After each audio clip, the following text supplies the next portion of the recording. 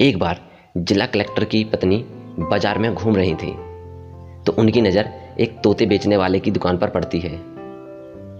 वह उस दुकान में जाती है और कहती है कि मुझे जो तुम्हारे पास सबसे बढ़िया तोता हो वो दिखाओ। दुकानदार अंदर जाता है और एक बहुत ही सुंदर तोते को ले आता है और कहता है, मैडम ये हमारी दुकान का सबसे सुंदर और सबसे अच्छा तोता है। वह कहती है, ठीक है, लेकिन यह कितने रुपए का है? दुकानदार कहता है, ये 5,000 रुपये का है। कलेक्टर की पत्नी कहती है, ठीक है, लेकिन अगर कोई भी दिक्कत आई, कोई भी परेशानी आई तो मैं तुम्हारे पास आऊँगी और तुम्हें उसे सही करना पड़ेगा। दुकानदार कहता है, ठीक है मैडम, आपको कोई परेशानी नहीं आएगी। यह तोता पिछले 2 महीने से हमारे पास है, महंगा होने की वजह से अभी तक नहीं बिका। आप इसे ले जाइए, कोई दिक्कत नहीं आएगी। ये तोता बहुत ही अच्छा तोता है। कलेक्टर की पत्नी उस तोते को खरीद लेती है और अपने घर ले जाती। जैसे ही वह अपने घर पहुंचती है तो वह सबसे पहले उस पिंजरे को एक जगह लटका देती है और उसके साथ बतियाने लगती है। तोता भी उनके साथ बतियाने लगता है। अगले दिन तोता बिल्कुल शांत बैठा था, कुछ नहीं बोल रहा था। तो कलेक्टर की पत्नी थोड़ा परेशान होती है और उस दुकानदार के पास जाती है और कहती हैं कि वह तोता कल तो सही था, आज पता नहीं क्या हो गया, कुछ बोल नहीं रहा, उदास सा है। तो दुकानदार कहता है कि आप उसके लिए एक नया और बड़ा सा पिंजरा ले जाइए। वह छोटा पिंजरा था जिसकी वजह से वह घूम फिर नहीं पा रहा, इसलिए वह उदास है। तो कलेक्टर की पत्नी एक नया और बड़ा सा पिंजरा खरीद कर ले जाती है और उस तोते को उसके अंदर रख देती है। सुबह से शाम हो गई थी, तोता वैसा ही का वैसा। पत्नी की चिंता और बढ़ गई, वह परेशान थी। वह समस्या रात को अपने पति से कहती, ठीक है, कल उसके पास जाना और बताना, अगर ना माने तो मुझे बताना, मैं देख लूँगा उसे।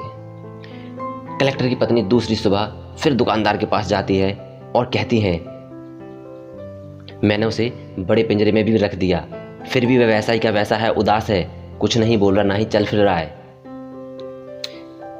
उसके अंदर कुछ खिलौने लगाओ छोटे छोटे, जैसे प्लास्टिक की सीढ़ी या एक झूला, ताकि उसका मन उसमें लगा रहे, चलता फिरता रहे।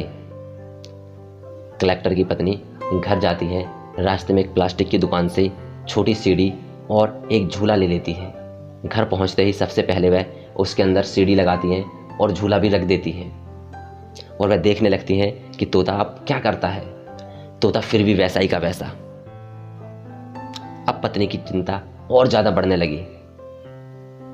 रात को पति आता है तो पति को सारी बात बताती हैं और कहती हैं कि अब मैं क्या करूं, मुझे कुछ समझ नहीं आ रहा। तो पति कहते हैं, जाके उस दुकानदार को घर लेके आओ, उससे कहना कि मेरे पति जिला कलेक्टर हैं, वह जरूर आएगा और देखेगा। दूसरी सुबह पत्नी ऐसा ही करती है, दुकानदार के पास जाती है और कहती है कि वह तोता वैसा ही का वैसा कुछ नहीं कर रहा, मैं परेशान हो गई, मुझे तो कुछ समझ नहीं आ रहा, क्या करूं। और साथ में कहती है कि मेरे पति जिला कलेक्टर हैं और मैं चाहती हूं आप एक बार घर चलकर देख लें उस तोते को, क्या दिक्कत है। दुकानदार कहता है, ठीक है, मैं चलता हूं। कलेक्टर की पत्नी दुकानदार को अपने साथ घर ले जाती हैं। जैसे ही जब वह दोनों घर पहुंचते हैं तो तोता पिंजरे में मरा मिलता है। जब वह दुकानदार तोते को ध्यान से देखता है